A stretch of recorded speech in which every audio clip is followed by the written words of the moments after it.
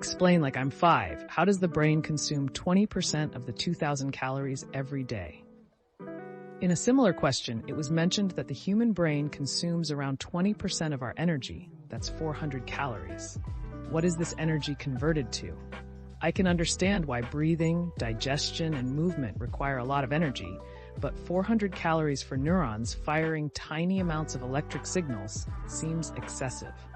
You don't realize how metabolically expensive firing those electric signals is.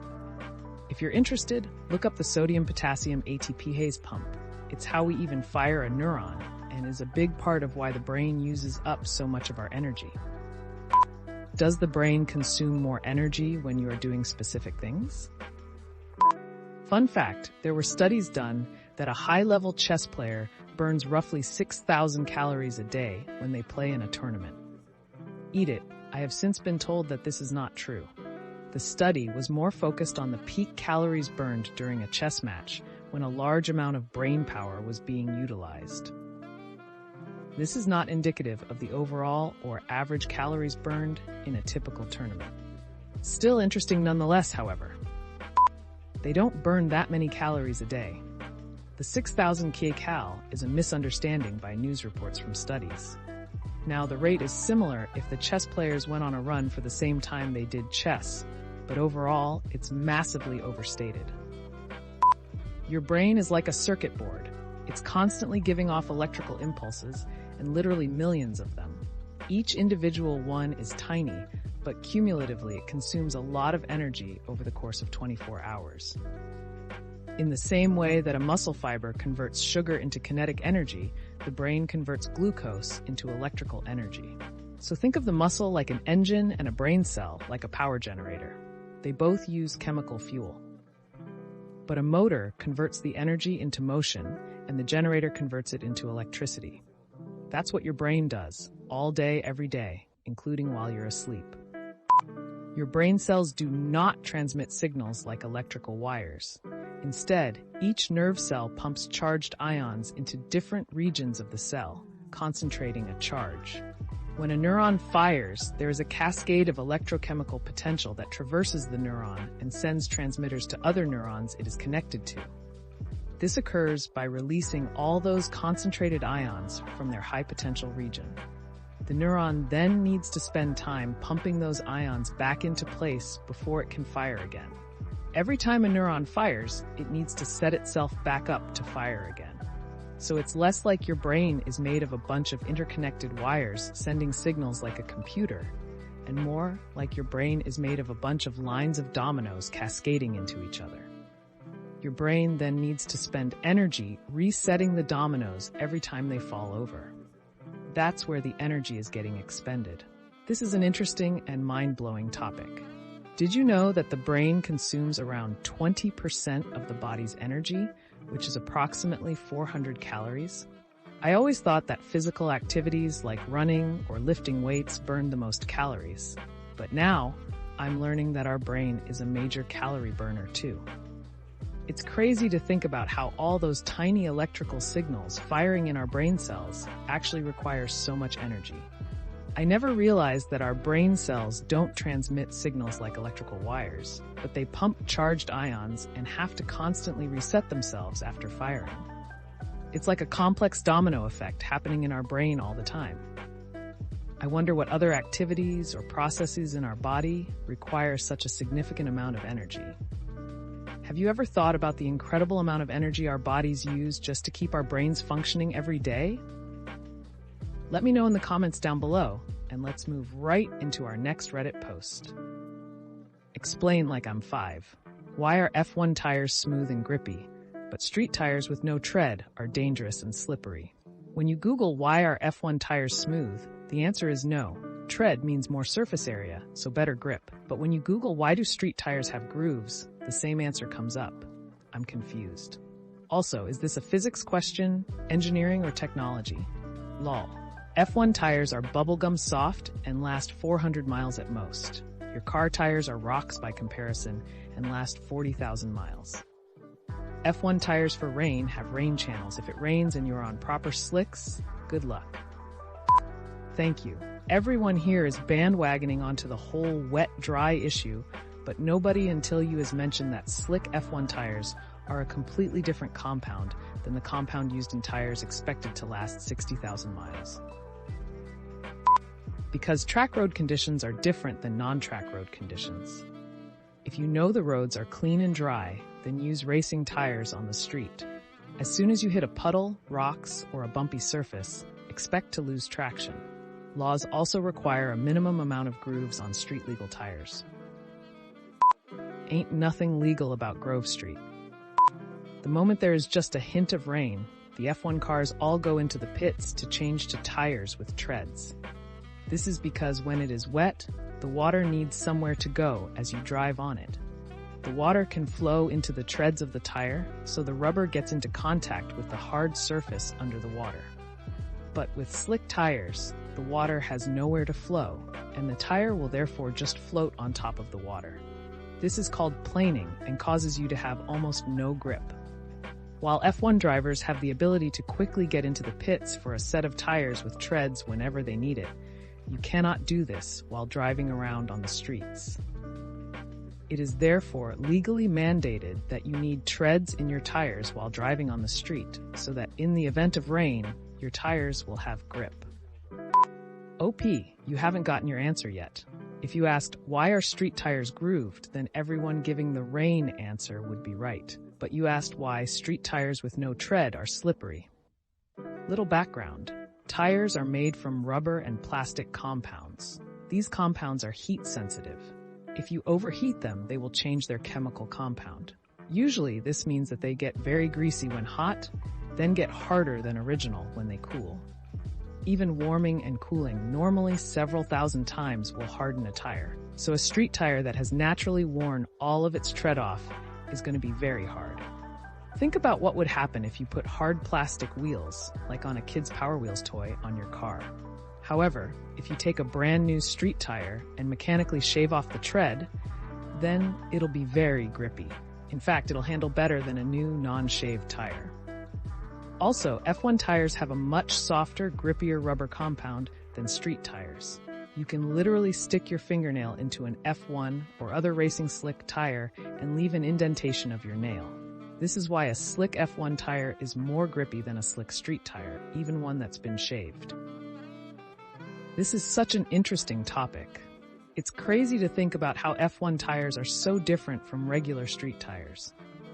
The fact that F1 tires are so soft and only last 400 miles at most, while regular car tires are much harder and last 40,000 miles, is mind-boggling. And the idea that F1 tires have no treads but are still grippy, while street tires need treads to prevent slipping, is so cool. It's all about the different compounds and how they react to different road conditions. Plus, the whole concept of the water flow and planing on the tires when it's wet is just fascinating.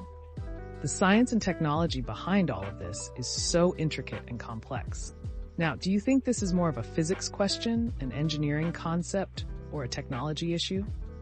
And have you ever thought about how the design of tires plays such a crucial role in our everyday driving? Let me know in the comments down below, and let's move right into our next Reddit post. Explain like I'm 5. How do restaurants calculate the prices of each dish? Do they accurately do it, or just a rough estimate? My mother ran a local, non-chain fast food restaurant for years. She used the rough estimate approach. She later sold the restaurant to friends of mine. They broke out the Excel and did a bunch of math to really get an accurate handle on the ingredients cost of all the stuff, and found some things she had been making bank on, and other items we were surprised to learn were being sold barely at cost or even at a loss, just in terms of ingredients.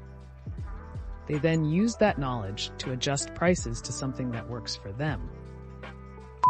Many restaurants also practice price discrimination, deliberately offering some items at a lower price for customers looking to spend less money, while making a higher profit from those willing to spend more.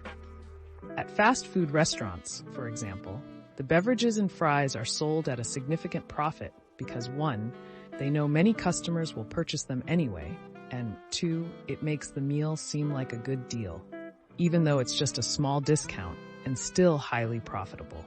At the same fast food restaurant, some of the basic sandwiches aren't very profitable. They would probably lose money overall if everyone only bought hamburgers and not fries or drinks. Rough estimate based on ingredient costs, time to prepare. I've heard about 3x is the average markup. Also, some items subsidize others, e.g. a steak might cost restaurant $25 and they sell it for $50, 2x markup, while the baked potato that sells for $7 costs them 50 cents, 14x markup. Starches, sides are often the category where you'll pay higher margins. Alcohol is another one. A $20 bottle of booze becomes $20, $15 cocktails. I don't know if it's true, but I've heard that iced tea has the biggest profit margin. Finally, a question I can answer. I worked in restaurant accounting and data analysis/reporting for 15 years. For smaller mom-and-pop diners/restaurants, they pretty much estimate. They know a 10-pound can of green beans costs $12, and it contains 12 servings, so that's $1 for green beans. They know a bag of chicken breasts is $7 and contains 9 servings, so that's $0. 77 each. They come up with a cost of ingredients, multiply that by something like 2.5x minus 4x to cover labor costs, and have enough left over to pay things like rent, utilities, insurance, etc. For large restaurant chains, they have this down to a real science. Let's use a pizza chain as an example. They use sophisticated point-of-sale and inventory systems to track everything. They enter recipes into the POS, point-of-sale system, so it knows what ingredients and quantities for every item on the menu. They take inventory every day and know exactly how much cheese, dough, toppings, etc. they have on hand. The POS tracks every pizza that was sold in a day, and based on that information, knows exactly how much that inventory for each item should decrease each day. It knows when the pizza making process began and when it came out of the oven. It knows the pay rate of your cook and how many you have working right now, so it can calculate labor cost. It calculates a precise cost per oz of every inventory item, and with the recipes from the POS system, you get a very accurate cost of ingredients plus labor for everything on the menu. This type of system is also really great at making sure the pizzas are made correctly and preventing theft. If the POS system says you sold 200 pizzas and should have used up 125 pounds of cheese, but your inventory shows you used 150 pounds of cheese, you know your people are putting too much cheese on the pizza, or someone is stealing it and taking it home for their tacos. It's not too hard. You know the exact amount of each ingredient that goes into the dish and how much you buy each ingredient for. From there, it's just middle school math. You probably also want to factor in how much chef time it takes. Now, this calculated price has very little to do with the menu price. The menu price is how much will people be willing to pay for this dish. Cost plus pricing equals fixed and variable, cost plus margin. Value-based pricing equals what customers will pay. Demand-based pricing, what sells more. Competition-based pricing, what others sell for. Strategy-based pricing, what you want to sell for, or business goal of attracting customers versus killing competition versus retention of customers versus growing brand, etc. Possibly more. This discussion is really interesting. It seems like restaurants use a variety of methods to calculate the prices of each dish, including cost plus pricing, value-based pricing, demand-based pricing, competition-based pricing, and strategy-based pricing.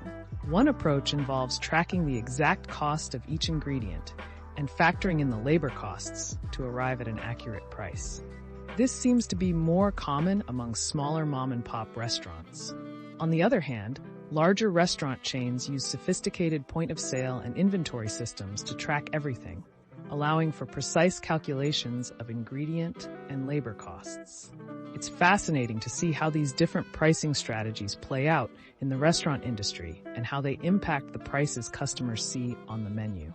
Plus, the concept of price discrimination is intriguing, as it involves offering certain items at lower prices to cater to different customer segments. What do you think about these pricing strategies used by restaurants? Have you noticed these different approaches when dining out? Well, that's another episode of Explain Like I'm 5 in the books. I really appreciate all of you who made it this far into the video.